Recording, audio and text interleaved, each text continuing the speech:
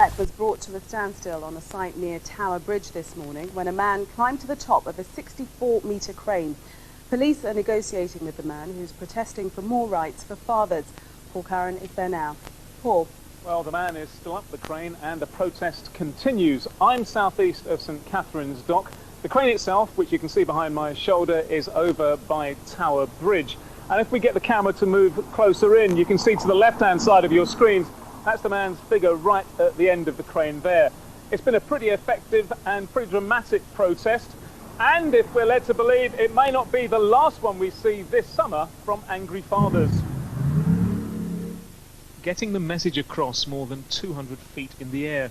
Keenly watched by passers-by on the ground, this man's protest didn't go unnoticed. He climbed the crane at 7:30 this morning, evading security.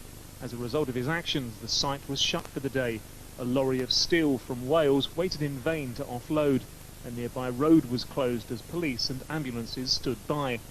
It's understood the man is from London. He's said to be angry that the time he's allowed to see his daughter has been cut back from 160 hours per month to just 40. Banners hanging down, protesting because he's had enough from the courts. Although he acted alone, the protester soon had supporters on the ground. Fathers for Justice is a campaign group calling for changes in family law. This wasn't an official campaign, but what this does is it highlights our cause to the wider public, and we will continue to press for change in the law by gathering widespread support from mothers, fathers and grandparents right across the country.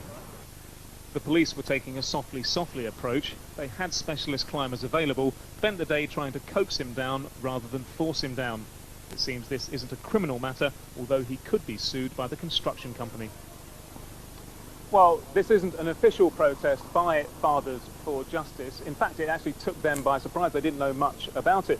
But it may not be the last protest we see of its type during the summer, because Fathers for Justice are encouraging other fathers to take similar action, sort of civil disturbance. What they're trying to do is highlight their concerns about family law, and they want to try and get a change in the law. Paul, thank you for that.